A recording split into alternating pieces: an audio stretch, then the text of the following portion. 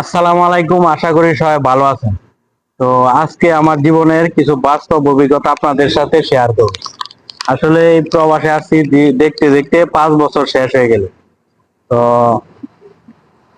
আসার সময় নিয়োগ করছিলাম যে 2 বছর থাইকা সব স্বপ্ন পূরণ কইরা পরিবারের মুখে হাসি ফুটায়া দেশে যাবো ছুটিতে।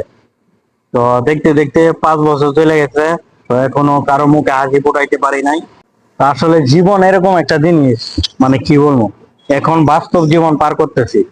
তো প্রতিটা মুহূর্ত সময় আমার এখন মানে বাস্তবতার সাথে যুদ্ধ করে কাটাইতে হইতেছে এই প্রবাসে। আহ, পরিবারের মুখে কখন হাসি ফোটাবো, কখন বাড়িতে যাব, তো দেখতে দেখতে 5 বছর চলে গেছে, কিছুই করতে পারলাম না। কবে যে করবো আর কবে যে দেশে যাবো, ফ্যামিলির মুখে হাসি ফোটাবো। তো ইনশাল্লাহ সবাই দোয়া করবেন যাতে।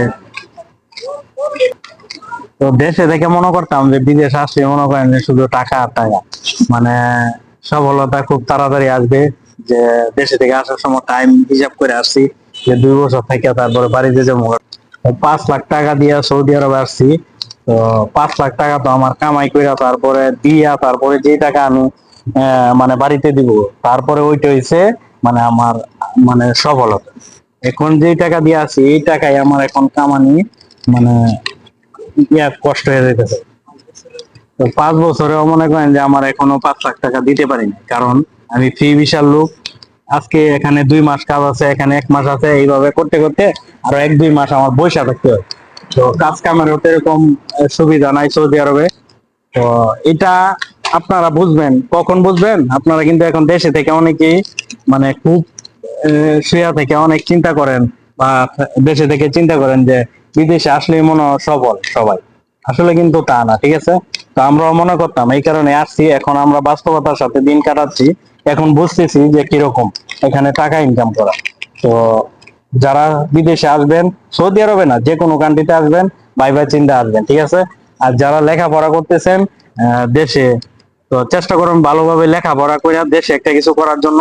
কম বেতনে থাকলেও ভাই, বিদেশে আমরা এই যে টাকা ইনকাম করি, ওই বেশি টাকা ইনকাম করি। সবকিছু মিলায় ঝিলায় দেখলে এক কথাই ঘুরে যায়। তো আপনারা ফ্যামিলির সাথে থাকতেছেন শান্তিতে, অল্প খাইলেও এটা শান্তি। আর আমরা দেখেন এখানে অসুস্থ হইলেও, মানে আজকে কি বলবো, অসুস্থ শরীর নিয়ে আজকে কাজ করতে হইতেছে এই প্রবাসে। তো দেশে থাকলে এটা আপনারা, ফ্যামিলি আছে আপনাদেরকে সেবা যত্ন করবে, দেখবে। সব শেষে একটা কথাই বলতে চাই আপনাদের সাথে। তো সফলতা কত দূর আমি এখনো জানি না।